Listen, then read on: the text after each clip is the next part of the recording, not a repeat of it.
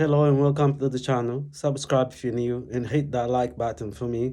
Man United, 3, Leicester nil. Another 3 points on the board. Another great performance, individual performances as well as a team performance. Marcus Rashford beat his own record for the highest scoring season in his career. And David De Gea, also in the same game, beat the record for the most clean sheets for a Man United goalkeeper. Well done, boys. We're very happy about the result and the performance. Leicester, a very good team, in good form, won the last 2 games, and they're by no means no pushover. And they had actually a very good start. They start better than Man United. And for the most part of the first half, I would say they dominate possession. They create more chances. And if it wasn't for Dave De Gea, 2 saves, they would have been 2-0 or 1-0 up. And as we know, goals change games. If Leicester goes ahead, then it's more difficult for us. They would gain more confidence, and then we'll be chasing the game. But Dave De Gea kept us in the game. And of course, when the opportunity came, who else? Marcus Rashford. Marcus Rashford, that can't stop scoring at the moment.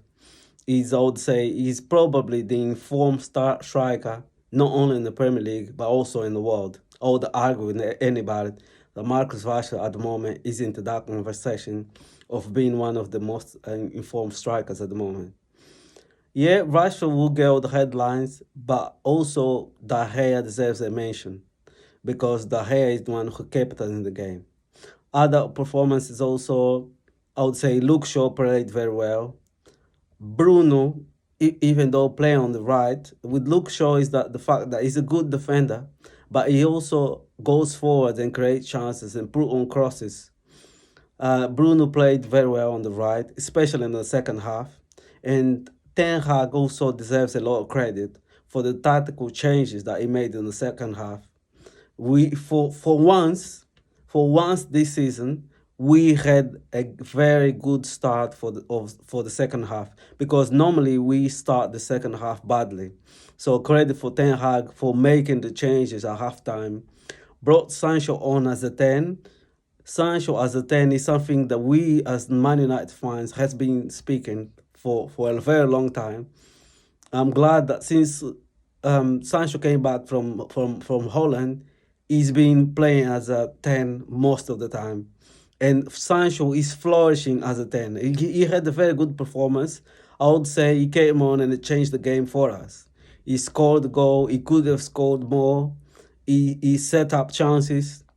And he had a very overall good performance. I'm very glad that Sancho is coming back to his best, even though he's starting on the bench. But when he comes on, he always has an impact.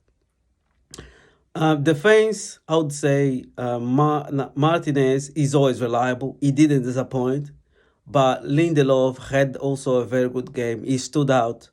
And the English bias pundit needs to stop talking about Maguire, because every time there is a press conference, they tend to ask, when they talk about our defense, they tend to ask about Harry Maguire. And in my opinion, Lindelof is our third choice centre back after Varane and Martinez.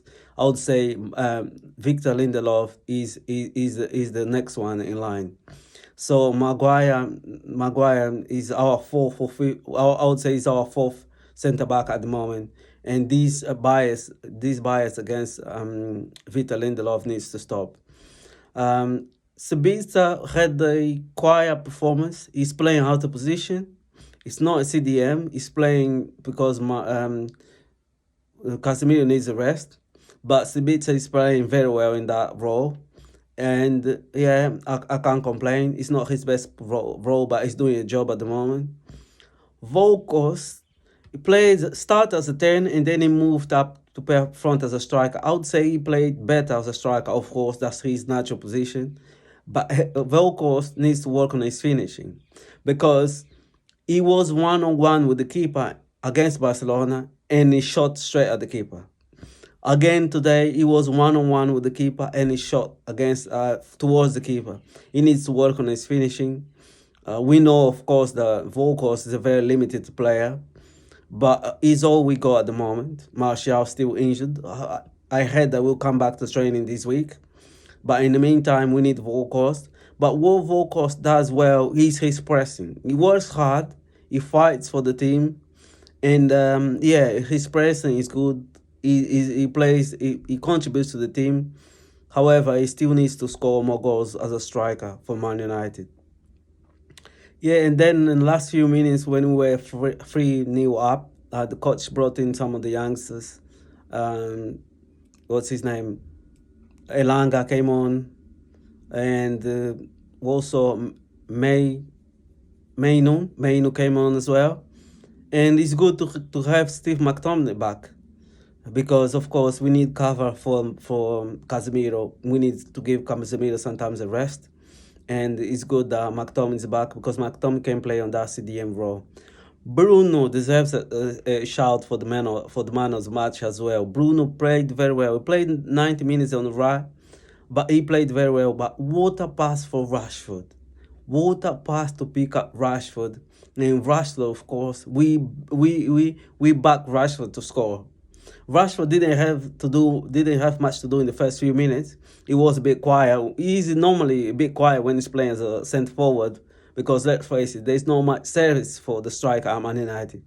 But when you pass those ball throughs, when you put Rashford through in goal, he normally scores. And he scored again. He scored 2 goals today. And I'm really happy with his overall performance and with his goals, because his goals are keeping Man United up at the moment. And yeah, hope that may continue, that Rashford can keep scoring, and hopefully we can get Martial back soon as well. And Ten Hag deserves a lot of credit for this transformation of the team, for the fact that he can come up with changes at halftime. He can come up with changes. He can change the formation during the game. And even though we have injuries, even though we rest some players today, and we still managed to score 3 goals. We still managed to keep a clean sheet, and mathematically we still in a tight race. Even though I don't like talking about a tight race at the moment, but no one can deny that it is mathematically possible. 3 points from City, who had played the same game as we have, and 5 points from Arsenal, who still have 1 game in hand. And we still have so many games to play. There is no doubt that we mathematically are still in a title race. So yeah, we happy for the boys. We happy for the victory, and now we need to plan for the Barcelona game. And it will be a massive game against Barcelona. And I reckon that we're gonna go through. I reckon that we can get past this Barcelona side. So we have Barcelona on Thursday, and we have the cup final on Sunday. What week is going to be for Man United? Let's go, Man United. Let's go. We can do this. Let's go, boy. Anyway, thanks for watching, and I'll see you on my next video. Thank you very much. Bye.